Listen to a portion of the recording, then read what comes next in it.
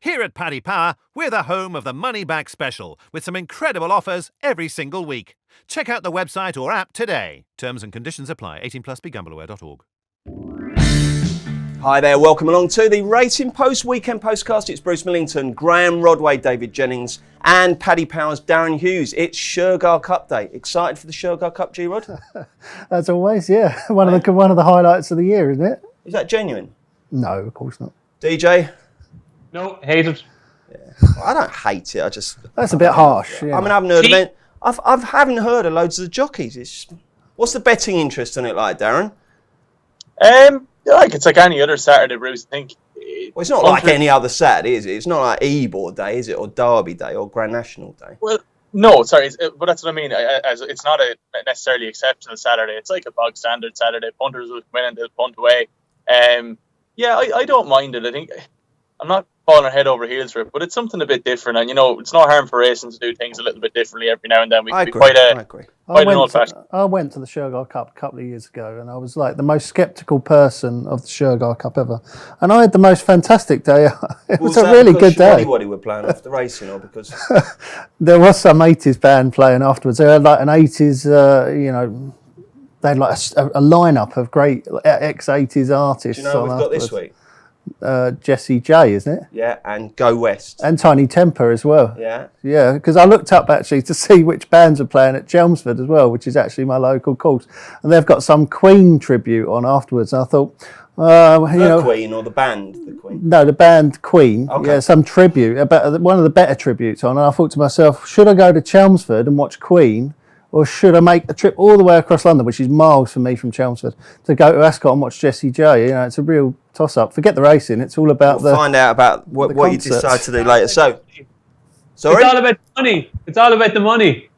Do you not get that, no? That's a Jessie J. I know it is a Jessie J, but I still don't get it. 6 races at Ascot, 3 at Haydock and 1 at Newmarket form a 10-race bumper package on ITV4. And then we've got some decent stuff in France on Sunday. So we've got all the best bets from all the other meetings as well. Let's rattle through the Shergar Cup card at Ascot. Before we do that though, Dan, why don't we get some anti-post betting, some betting from Paddy Power on who's going to be the top jockey and who's going to win the damn thing. Yeah, sure thing, Bruce. So we have both priced up. The winning team betting is as follows. Great Britain and Ireland are 2-1. Europe are 9-4. Rest of the world are 11-4. And the girls are 7-2. And then for the silver saddle top jockey, Jamie Spencer's 4s, Hayley Turner's 5s, Tygo O'Shea's 11-2, Danny Tudhope is 7s, Gerald Massey is 8, and it's 9s and bigger the rest. Okie doke. Right then, the first of the 6 races. They're all 10 races, they're all handicaps, they're all devilishly difficult. It's over 5 furlongs. It's the Dubai duty-free Shergar Cup Dash. Darren, take it away with the betting, and you can go first with the first tip. Sure thing, Bruce. Yeah, we're money back. It's a free bet here if your horse finishes 2nd, 3rd or 4th. Max bet is €10 per customer. Danzino leads the field here at 5-2. Stone of Destiny then is 4s. Corinthian Knight is 11-2. Final Ventures 7s. Caspian Prince is 8s, and it's 9s and bigger the rest. Who'd you like? One I came down. Beg your pardon? Who'd you like? I came down a Final Venture here for Paul Midgley, Bruce. He's the stand-side rail draw here. He's been in absolutely flying form lately. I discount his last race. It was only 3 runners, very messy. And he had a run earlier on the season, 2 starts back behind Sophia, which looks brilliant for him now, giving her £5. With the rail draw here, I'd expect to be able to pop out in front and maybe be hard to catch. G-Rod, who's your fancy? I'm going to put up a really good shout for the reserve first, because this is one of these things with the Shergar Cup, isn't it? You get loads of reserves, and I actually quite fancy a few reserves. In the That's Shergar. not much use if they don't run though, is it? No, but I've got backup selection. But if Tropics run, Tropics is a massive runner. It's got loads of... Actually, we should look at that because it's going to absolutely chuck it down, isn't it? Yeah, so there's a good chance. Some horses coming out, yeah? There's a good chance that some of them could come out, although the rain's not going to be as bad at Ascot as it will be at Haydock. But if Tropics gets in, I'll be back in Tropics. However, this is why I don't really like the reserve system as it is in Ireland. But I got a lot of stick for that last time. I had a go at them on Twitter. Everyone went mad. Recon Mission was the one for me if Tropics doesn't get in. I backed it last time out at Haydock, and it ran absolutely terribly. It was beaten 26 odd lengths, didn't go a yard. Don't know what that was all about. Obviously wasn't right. Previous run at York was impressive on soft ground. That'll do. You've sold it to me. Good enough. I think we've never tipped a reserve before. Oh, there's going to be a few reserves coming in today, so get ready for it. Rightio. DJ? The one I like here, Bruce, is Stone of Destiny for Andrew Balding. And Philip Minarek, who I had to check out. I think he's the German champion jockey at the moment. I actually think he's a shout to be this Silver Saddle winner, because I fancy him in the first 2 races. But this Stone of Destiny, the Stewards Cup last week I thought was a red hot renewal, and he was drawn in 27, and he actually ran diagonally for 2 furlongs. The first 6 of the first 7 home were drawn 3, 8, 6, 9, 5 and 1. So he did best out of the high draws in 27. He started the year off 105. And he's dropped £3 for that Stewards Cup run, which I thought was a really good run. I think he's got a cracking chance, Stone of Destiny. Rightio, the 140, the Dubai duty-free Shergar Cup stayers over 2 miles. And if we do get the rain, it will be a right stamina test. Paddy Power's latest betting, please, Darren. Sure thing, Bruce. Yeah, so Billy Ray is our 3-1 favourite. Laura Lena then for Andrew Balding is 11-2. Blue Larry is 11-2. What a Welcome is 6-1. Diocletian is 13-2. The Glasgow Warrior is 7s, Grandy is 7s, and at 8, and bigger the rest. Graham Rodway lead on. I liked, I think the favourite's got a massive chance. Billy Rose, huge run last time at Newbury, but it's had a couple of runs at Ascot and run terribly twice at the track, so that has to be a major worry. And its favourite as well. So I thought I'd go with the course specialist, What a Welcome. It was down the field at Goodwood last time out, although I think that was quite a decent race for the grade. He returns to this track, he's got a good record at the track as opposed to the favourite. I think he's won twice over the course, and that should suit him. What a Welcome. Righty-ho, DJ. Yeah, I'm agreeing with Rodders here. My old buddy Philip Minarek. Hopefully this will be his second winner today. Just the course form, like there's a lot of kind of doubtful stayers in this lineup. What a lineup, I think, or What a Welcome will definitely stay. That second to King's Advice at Goodwood a couple of starts ago is looking real good form now. And forget the run last week at Goodwood, because nothing came from off the pace. The way the race was ran didn't suit at all. So yeah, I'd be pretty sweet on What a Welcome. And Darren. Fairly strong fancy here, actually, Bruce. I came down on Blue Laureate for Ian Williams. Thought he put up an absolutely massive effort the last day over course distance behind the max we can. Really, really slowly run race, and he was out the back the whole way. Did very well to finish as close as he did, given how the race was run. I think, Ascot's normally set up to suit closers as opposed to front runners, so hopefully should get a pace to aim at here tomorrow, and I struggle to see him out of frame if the race runs to suit. 2:15, the Dubai duty-free Shergar Cup challenge, 1.5 miles. Darren, the latest betting is? It's certainly a challenge, all right. Good luck getting the winner here. Indianapolis is our 9-2 co-favourite, with Big Kitten and Mandarin also 9-2. Reshun is 5-1. Melton Dew is 13-2. Genetics is 7s. Temple Church is 8s, and it is 10s and bigger the rest. And David Jennings, it's your go to go first. Bruce, do you remember the Ebor last year? Do you remember it was possibly my only I was going to say my finest. You chipped up the Gosden thing that won. Yeah, Muntaha, right? Yeah. And I have got the winner of the Ebor this year. I've got it. I actually have got it, and you've got to back it now at 20-1, right? It's a horse called Royal Line that's trained by John Gosden, who's been crying out for a bit of soft ground. He's been kept quiet all year waiting for soft ground, and hopefully the rain will come. But anyway, it comes in with my tip here, because I fancy Reshun. He was third to Royal Line in the November handicap last year at Doncaster. He's only £1 higher now. It's a second run after a wind-up, which I think is huge. The cheek pieces which were left off are back on this time. And you can forget the run at Newbury, because nothing went right. And I would imagine this has been the plan for Reshun. So Reshun, second run after a wind-up, but more importantly, get on Royal Line for the Ebor 20-1. I will do. Great shout. Darren. Yeah, this is really tricky, Bruce. I struggled to get a handle on this, and the one I did come down on was Indianapolis for James Given. He's formerly of Ballydoyle parish. He hasn't been long in the UK. He's been out of Aidens for a little while. Is Indianapolis a cult, Darren? He is a cult, yes. How about that, eh? Sorry, gag there. Hey, yeah. Do you not follow NFL? Sorry. Yeah, very good. You're a hard audience. Straight over my head. No, very good. Enjoyed that. Thanks, mate. Yeah, thought he ran well the last day anyhow in Haydock, this Indianapolis colt. And the form has worked out all right. Kelly Zeno has run well since. The form ties in well with Red Verdon, who won the Gordon Stakes. Not the Gordon Stakes. He won a Goodwood anyway, won the group races.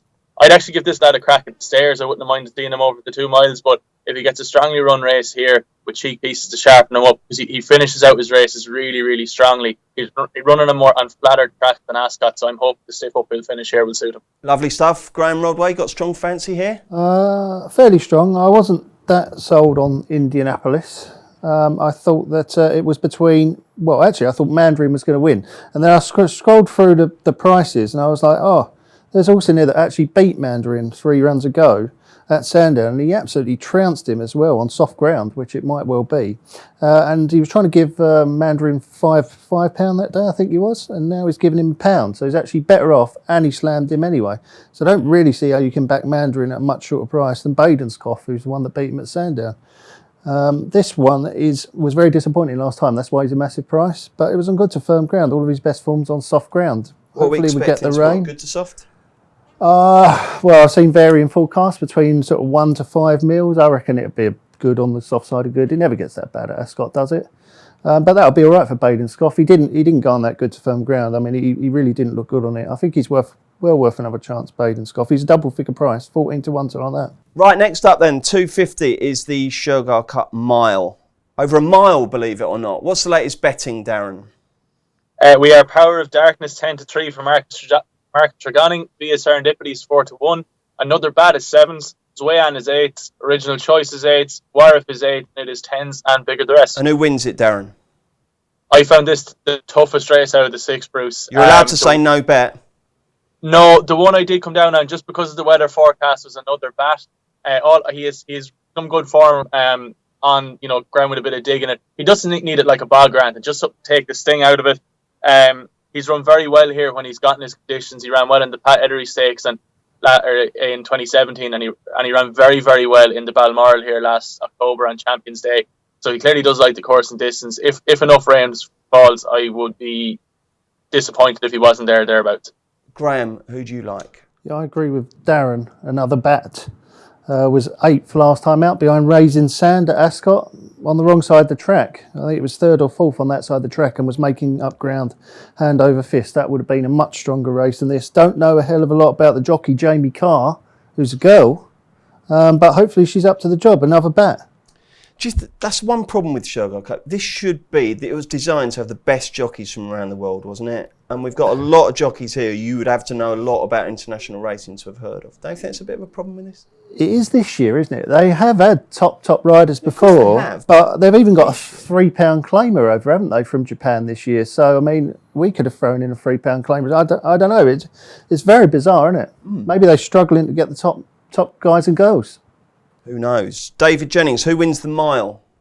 I think it's funny. Darren said he thought this was the trickiest of the 6. I thought this was the easiest of the 6. I think Power of Darkness is rock solid. I thought the run last time at Salisbury held up off a slow pace. Nicholas made the running and came from last to first down the outside. I thought won snugly, and I was pretty keen on him for the Betfred Mile at Goodwood. He only went up £3 for winning that day at Salisbury, and usually you'd be absolutely delighted only to go up that much. But it meant that he didn't actually get into the Betfred Mile because there was a 94 rated horse in it, but he was balloted out.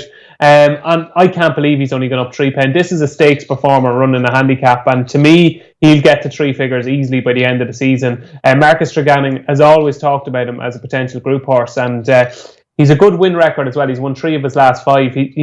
I think he's a different breed to these. Okay, 325 is the classic, 1.5 miles. Darren, how did Paddy Power bet on this one? So, we are Vivid Diamond 4 to 1 here, Bruce. Then Never Do Nothing is also 4s, and Sap Inc. is 4s as well, with 3 co-favourites. Borhan is 6 to 1, Duba is 8, Asian Angel is 9s, Sofosk is 9s, and it is 11s, and bar the rest. Away you go, G-Rod. This is quite a tough one because I fancy Mark Johnston's Sapa Inca for Hayley Turner, who ran a cracker at Goodwood last week behind a horse called Ascot. Why does that make it tough then? Because I have a general rule in 1 mile 4 furlong handicap races where Mark Johnston has loads of runners, which I've been over on this podcast before, and that is the market is always the best guide to them, and the market prefers his other one, Vivid Diamond, and I don't like that. But having said that, Darren did just say that they're 4 to 1 co-favourites now, and it wouldn't surprise me if the money came for Saperinka, and if it does, that'll really make me confident about Saperinka. We've got Hayley Turner on board, and she's worth mentioning. She won the Silver Saddle last year, and this whole Shergar Cup, she seems to just love it, you know. She comes alive at it. She elevates her form as a rider of this. I think she'll be the best jockey on show there. I mean, last year she just carried that girls' team, and that's a positive, obviously, against a bunch of riders that a lot of us never heard of. Absolutely. Okay, DJ, who do you like for the classic? Great. Graham, can I just ask a question? On your Mark Johnson philosophy in the market, kind of dictating where you should go in these middle distance, is it not where the money goes rather than what way they're priced up initially, no? Not really, no. Well, the statistics are based on which one goes off the shortest price. Well, that is the money then, isn't it? Yeah. So yeah, but it's not the one that gets backed. I mean, there might be one that goes off 3-1 favourite and drifts from 2-1, and the one that goes from 9-1 into 5s, but you'd still want to be on the drifter. It's about, like, you know, which one is the better fancied when it comes to the starting price. Righty-ho. DJ, who do you like? Yeah, I still think I'm right on that argument. But anyway, I actually bizarrely like Sapinka as well, not based on Graham's rather unusual theory, but I just think he's your typical Mark Johnson improving, staying handicapper. Thought that was a cracking run last time, really did. Like that was a hot handicap at Goodwood, and really plugged that. It travelled quite well as well, up another £3. And one of these horses that I could just see keep going till the end of the season, picking up 2 or 3 more, and hopefully this will be another one. Okay, and Darren? I came down on Never Do Nothing here for Andrew Balding, Bruce. My eye was initially turned to the 2 Mark Johnson runners, but I just couldn't split them. And the more I looked at it then, I thought that they might end up setting up the race for my lad, just his style of racing, because they will probably go off quite hard. I think my lad's done very, very well to be left in the mark of 89 after his latest effort behind Floating Artist over course and distance. He was only beaten a length and a half, and Floating Artist then went on to the Gordon Stakes at Goodwood and wasn't beaten all that far himself. Yeah, I think at 4-1, as I said, his style of racing, he'll be out the back, whereas the 2 Johnson horses will hopefully go hammer and tongs up front. He's fairly unexposed as well. He hasn't had many goes over a mile and a half, so I think there is more improvement in him at the distance, and he's the one I came down on. Can I just mention the reserve that's got a chance if it runs? Grey Dars ran in the same race as Sapinka last time, finished 8th, and got the door shut on him everywhere he went. That's first run for Nick Lickmode, if Grey Dars gets in, I'll be backing him each way as well. Okay, and finally, the 4 o'clock is the Dubai duty-free Shergar Cup sprint. It's over 6 furlongs. Darren, take it away with a show of betting. Sure thing, Bruce. Yes, Jamie Spencer rides our 2-1 favourite here in the shape of Victory Day. Pastavino then is 4-1. Hero is 9-2. Kinks is 8. Jack's Point is 8. Junius Brutus is 10s, and it is 12s bar the rest. Okay, and David, it's your go to go first. Look, the Victory Day is very solid and could just be a lot better than these. That was a great run at York last time. But the one I thought was overpriced and way overpriced was the Cruising Lord, who was a little bit disappointing last time at Ascot. But if you go back, it's only 3 starts ago since the Cruising Lord was just beaten by Curious in a listed sprint at Sandown.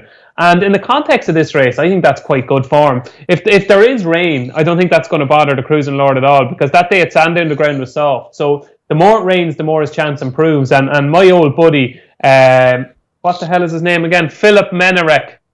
Is that his name? His name actually is Philip Menarek. Would you say from Germany? German, yeah. Sounds like a sort of Cornish name, doesn't it? I thought he was Belgian. Oh, maybe he is. Well, hold on. I looked up his Wikipedia page, and it says, hold on. It says, yeah, he said he's German champion. So okay, fair enough. Yeah, but he could still be Belgian, exactly. couldn't he? He could be Belgian. Just because he's the German champion doesn't mean he's definitely German, does it? He yeah, could no, be definitely from Cornwall. doesn't. Okay, well done, DJ. Darren, who's your liking in the 4 o'clock? I thought this was relatively straightforward. Could end up being the get-out stakes after what's a fairly tough day's punting, historically speaking. Thought Victory Day here was absolutely rock solid. We're 2-1. I think this is the biggest 5-2 out there. I'd recommend snapping that up. Like, see him going off a fair bit shorter. Absolutely monster run the last day. Like, he did literally everything but win. I think Jamie Spencer will make amends for that day, and I expect him to win. And G-Rod. Well, you see, Victory Day was second behind my horse Recon Mission at York last time, so it's kind of hard to get away from him, but I am going to because I don't really like the price. 2-1 short enough for me. I thought that Magical Wish was interesting. That was third in that race behind Recon Mission and Victory Day, but if you go back and watch it on the video, you won't see horse finish stronger. Absolutely flew home. And York is a speed track and Ascot is a stamina track. So his stamina is going to be coming into play here. And he's been running over 7 furlongs since. I think he ran at Galway last time over 7. And that's a stiff 7 as well. I think a stiff 6 will suit him well. Though I again, sadly, have to mention the reserve, Ucini, who was also 5th in that race. I do think that race might be the key, obviously. And that one was another one that stayed on really well. And if Ucini gets in, I can't be having that at a double figure price either. Lovely. We're all done for the Shergar Cup. Let's do the rest of the ITV4 action next. So, does an each-way bet mean that my horse has to do part of the race in reverse? Everyone loves a newbie. That's why Paddy Power Games are giving all new customers 60 free spins on daily jackpot games. New Paddy Power Games customers only. 1 per customer. T's and C's apply. 18 plus. BeGambleAware.org. Welcome back. 4 more races away from Ascot on ITV4. 10 races. Can you believe it? The first of them's at 1:55 at Haydock. It's the Vulcan Village Handicap. I wonder what the Vulcan Village is. Anyway, it's a London Mile Series qualifier. It's over a mile. It's a Class 3. We don't have prices yet, but hopefully we do have the winner, Darren. Yeah, this is tricky enough, Bruce, without prices, because it's hard to get a handle on what way you're going to approach it. The one I did come down on, who I think is likely to be a healthy double-figure price, is Kuwait Currency for Richard Hannon. This is a colt. He's a gelding now, but he was a colt last year. This is a gelding I thought might go pretty far last year. You know, he won his novice and went on and won a listed race then at Salisbury thereafter. Wasn't beaten all that far then by Too Darn Hot, the Dewhurst, and fair enough, he ran no race in the Burton Futurity, but his form sort of tailed off. That continued into this year. Now he's been gelded this year, and his last 2 runs seem to have sort of straightened him out a little bit. He's run a lot better in hot handicap Newmarket and Ascot. He tried making all last time at Ascot, just did too much too soon in a race won by Flashcard, who I think is probably a group performer running in handicaps. He finished much the best of those that were prominent that day. I think a track like Haydock is more favourable to a front runner than Ascot is. He's drawn reasonably well in box 8. He shouldn't have too much competition for the lead. I think he could be thereabouts from the end at a decent price. Vulcan Village seems to be an actual sort of little village, apparently. It's a funny name for one, isn't it, G-Rod?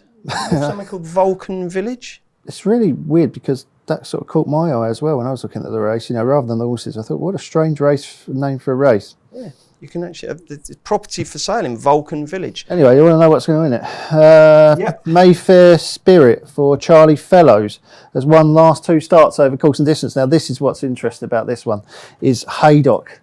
Going to be absolutely bog-like, isn't it, by the time they've finished there? Always is. I can't wait. Later on, I'll do a little thing for Radio City Liverpool, and I can't wait to get the weather update from them. You know, he's just going to tell me how badly it's pouring down. It's going to be really soft ground.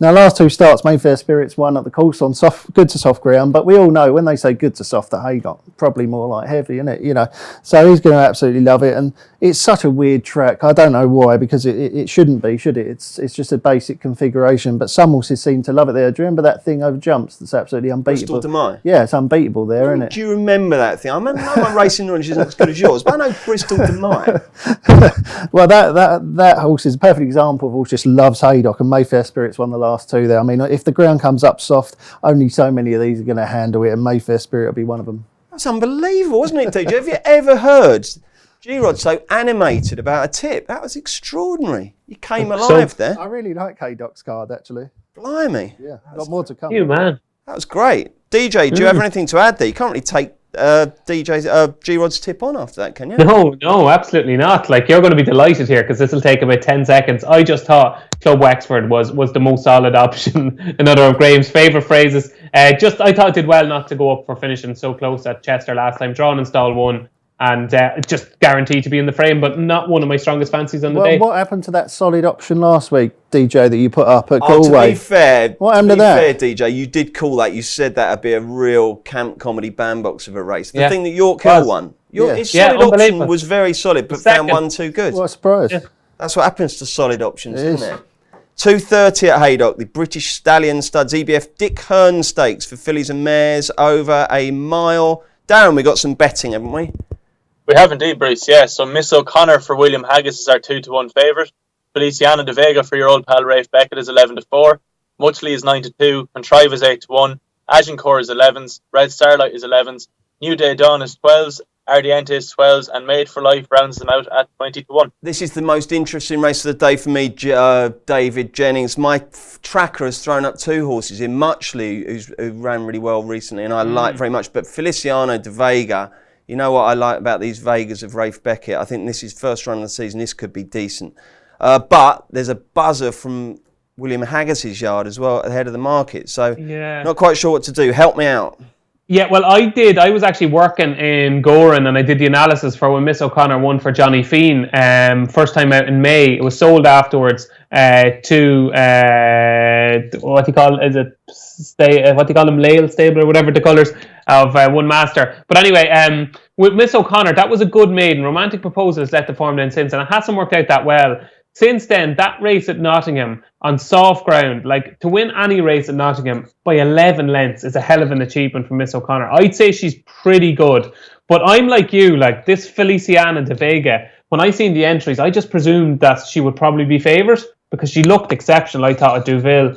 Real good performance. At Newmarket last year as well. That was on soft ground, I think. She was really, really good. And to me, she looked like definitely a group filly in the making, and I think she's achieved more than Miss O'Connor.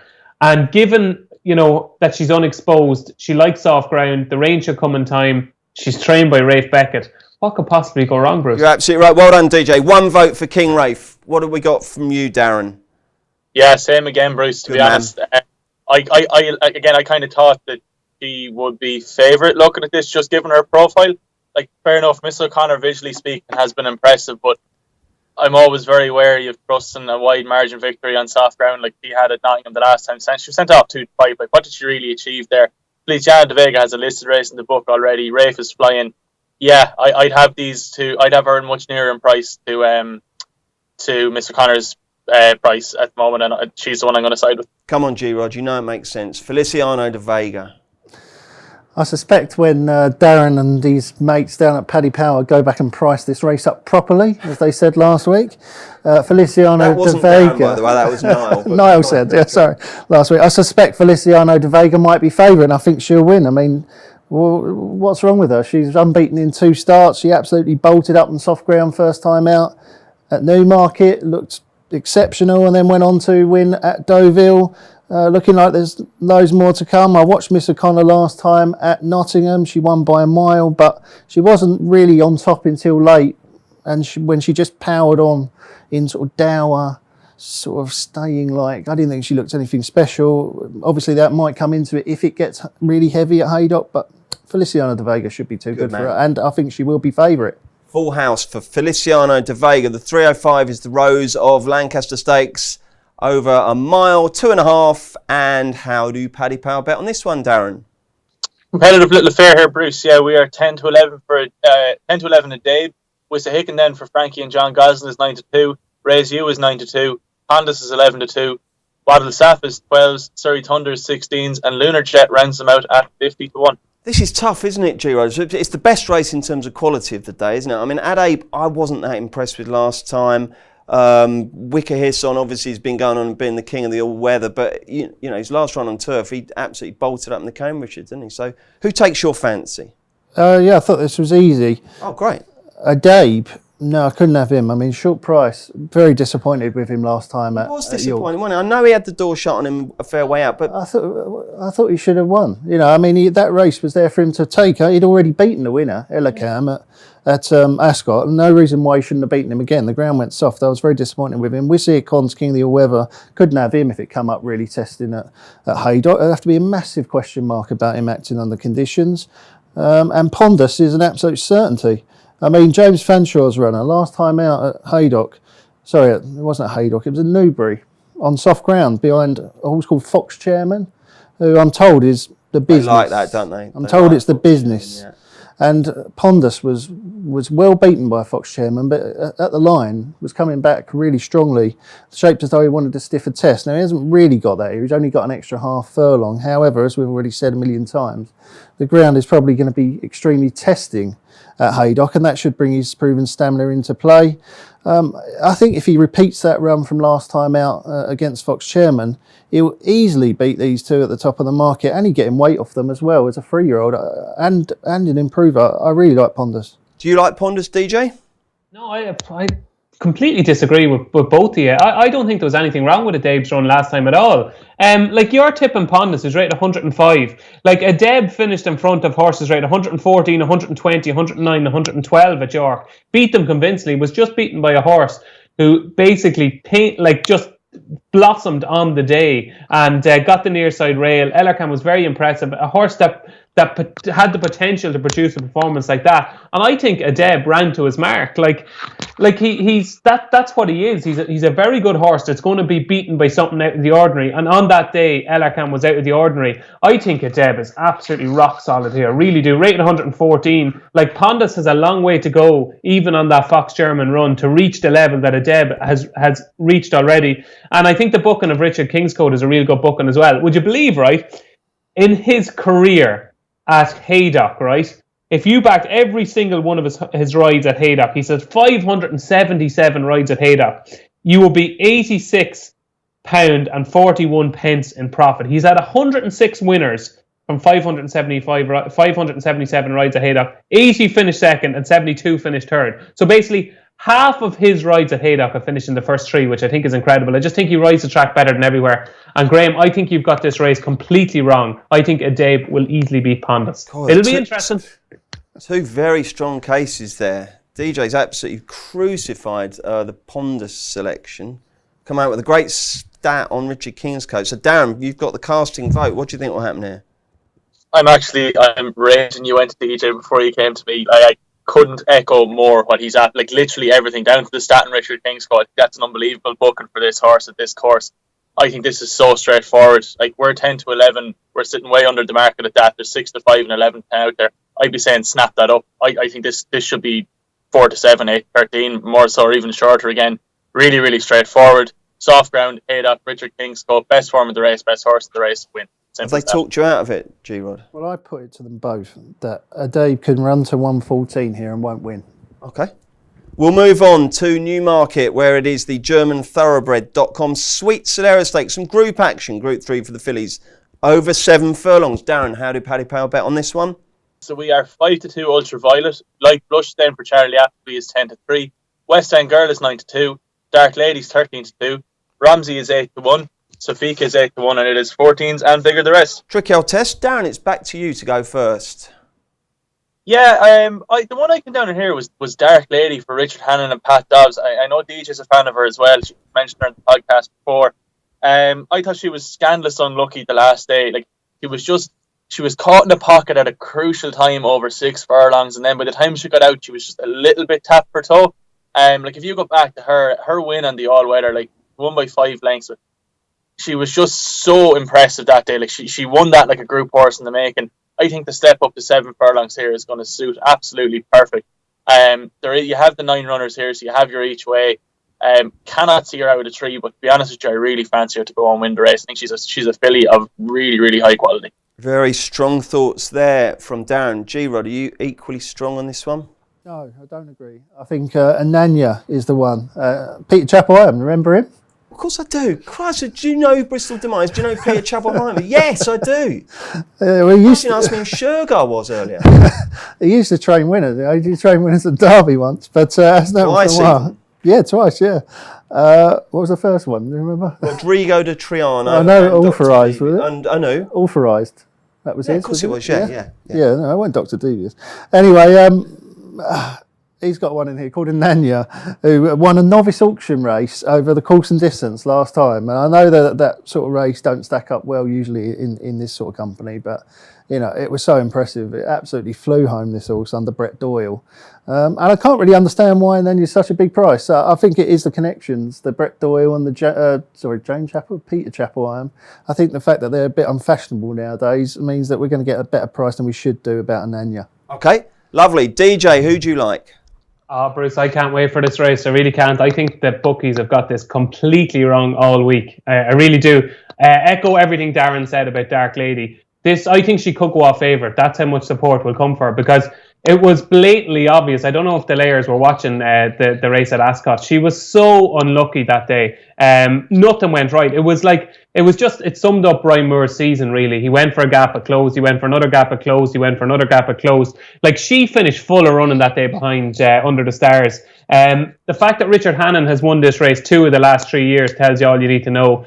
She's back out again now, over an extra furlong. The time before, when she won at Lingfield, she was spectacular down the middle of the track. To me, she should be at least half the price she is now. And I actually think, on form, she should be favoured. I think 13-2 at the moment with Paddy Power is absolutely massive.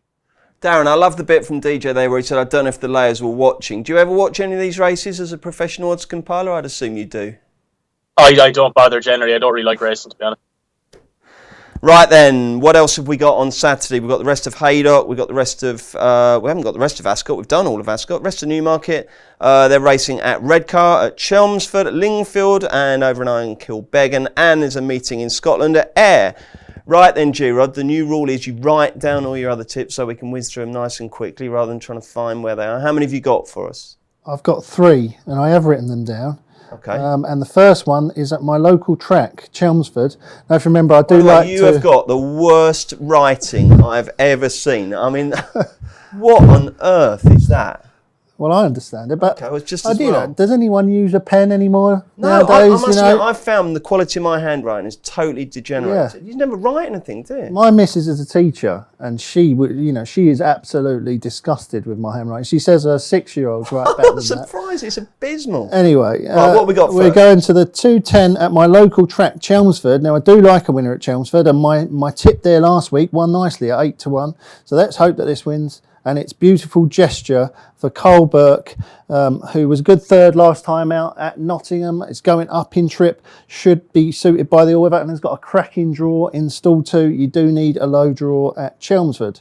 Then we're going over to Newmarket, which is another of my local tracks, and we're going for the 2:35, and it's going to be Incinerator. Should be too hot for this lot. Josephine Gordon is riding. Was very impressive. So I was trying to get through that without laughing. It was very fantastic joke, mate. It was as bad as your one about the Colts. Anyway, yeah, this one. Where did it win last time out? Hold on, this is Catterick won nicely last time out, over 6 at Catterick. We're going up to 7 here. That should suit. Hugo Palmer, train's absolutely flying. And then we're going to 4:20 at Newmarket, and this one is Quasar for Richard Hannon. Came back to form last time, didn't it? Yeah, James Doyle's riding, and it won the other day on the 6th of August. I only know that because I looked it up, and I know it was Wednesday or Tuesday this week. And it carries a penalty for that run, and Richard Hannon says the horse is in cracking form. He's got to get it out quickly. Obviously going to go up in the weights and looks nicely treated. So a little treble there. Beautiful Jester, Incinerator and Kaiser. Lovely. You sounded like a market trader trying to sell fruit there just before they all go off. But it was very interesting. DJ, how many in your roundup? Oh, just 2. I'm petrified Go on, if you give it out to me, yeah. Just 2. First of all, in the 125 at Haydock, the first race, this House of Kings, I think, has been very disappointing, but just needs racing. He's just still a big baby. And I thought last time at Windsor, he actually did finally knuckle down. He's a strong traveller. He was very keen in his early part of his races. But I think he's ridiculously well handicapped. So House of Kings for Clive Cox in the 125 at Haydock. And I'm really sweet on one in the 455 at Newmarket. Howman for Roger Varian and David Egan. Second run after being gelded.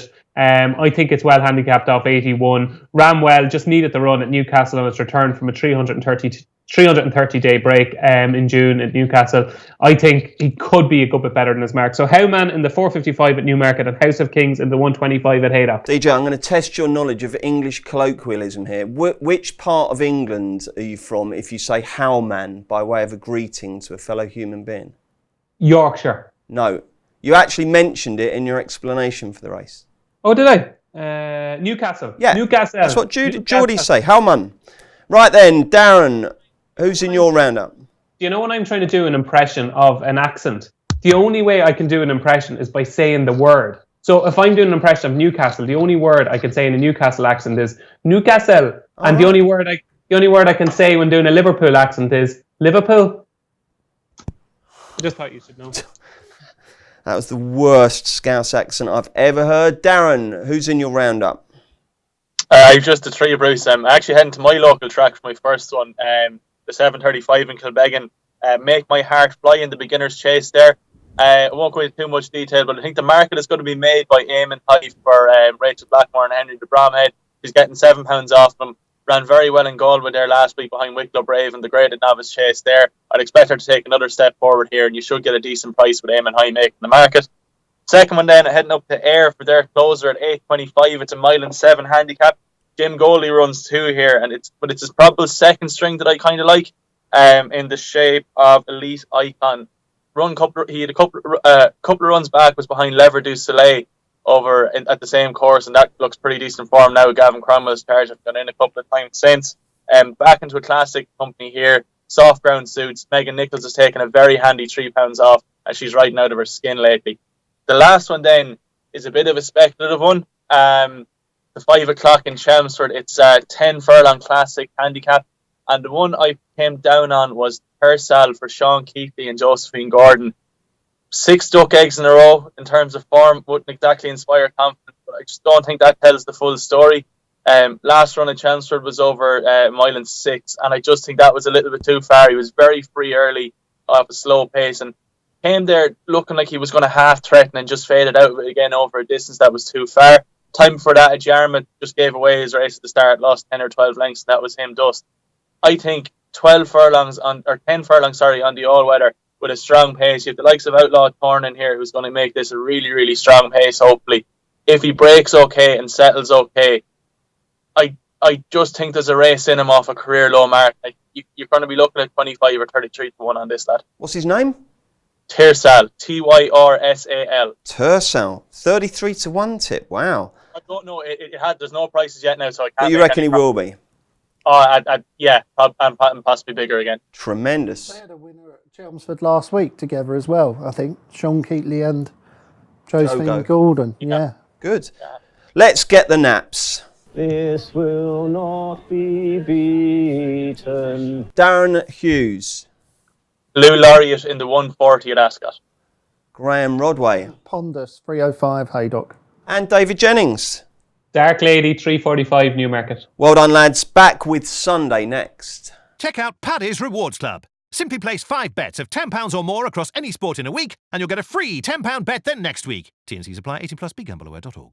Hi, welcome back to the Racing Post Weekend Postcast. It's Bruce Millington, Graham Rodway, David Jennings and Paddy Power's Darren Hughes looking ahead to Sunday's action, and if it's quality you want, look no further than the 3:25 at beautiful Deauville. It's the Jacques Le Marois, a mile race. Now, the mile division isn't that strong now, particularly now that poor old Too Darn Hot has retired.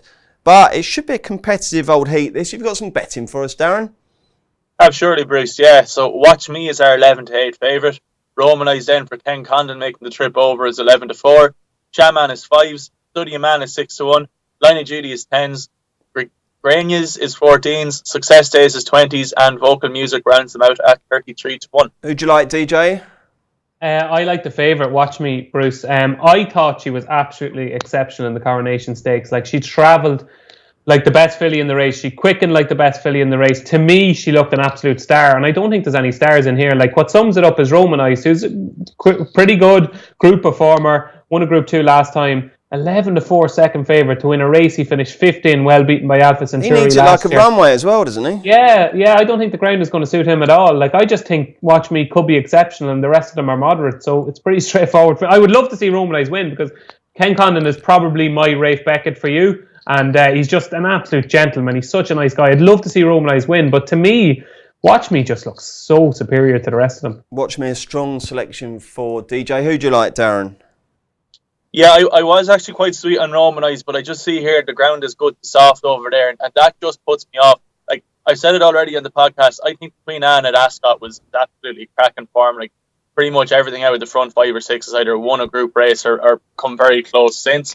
So the one I ended up coming down on was Study a Man, the French horse for Pascal Barry. He was very highly regarded last year, kind of aimed him at the arc, and just things didn't work out. He ran all right, he was only beaten about 4 lengths. Drop back to a mile isn't ideal, but he does have a pacemaker in here, so they should go off like the clappers, and hopefully he is able to go on softer ground. So I reckon he could go quite close. Who'd you like, Graham? Yeah, watch me a win. That's it, is it? Yeah. Simple as that. Lovely stuff. Right then, elsewhere, we've got a listed race at Tipperary, and they're racing at Windsor and Leicester and Downpatrick. Anything for us on Sunday, Graham? Arctic Sea in the 5:10 at Windsor. Ran on Thursday night at Sandown and was well fancied under Simon Walker, and stumbled badly quite early in the race, and that was race over. So they're turning out quickly here, and Simon Walker is back on board, pretty much the best around in these sorts of races. I thought Arctic Sea was worth another chance. DJ? I just like one, Bruce, in the 220 at Downpatrick. I thought Road to Dubai, who ran well in a red-hot novice hurdle at Galway, I thought would be very hard to beat in that rated hurdle, Road to Dubai. But just the 255 at Downpatrick, I've been a decade basically looking at racing and Irish racing and spotlights and analysis. The 255 at Downpatrick is the worst race I have ever seen in my lifetime, ever. And there's a horse in there trained by Willie Mullins, called Herbie Goes Bananas. First run for the stable, hasn't ran in years. If that horse has 4 legs, it will win. It should have 4 legs. I don't think they let them race with any fewer. Have you got anything for us, Darren? No, well, just the one, Bruce, in the Caravaggio Stakes at Tipperary on Sunday. That's the 340. 340, yeah, the 340. This is competitive enough, and the one I came down on was Vitalogy for Joseph O'Brien. One is maiden at Naas, sent off a massive price, and actually beat Harper Craddy's of Aiden's, who has since gone in again at Naas. I reckon Harper Craddy's could end up being put in favourite, but the tables might turn in Vitalogy. I go off favourite. I see Donica's book here, the jockey book, they're just out, so you have to imagine he'd have gotten first choice of his dad's horses. He looked very, very smart in that day, and with that experience under his belt, I'd expect him to go in here again. Lovely. Thank you, Darren. Thank you, DJ. Thank you, G-Rod. Thank you very much for tuning in. Maddie is back on Monday to look back on this great weekend, and we've got another Racing Post weekend preview podcast next Friday. Paddy Power Games has over 250 of your favourites to play online, and we're going to attempt to name them all in this 10-second ad before the T's and C's kick in. There's Blackjack, 18+, begambleaware.org.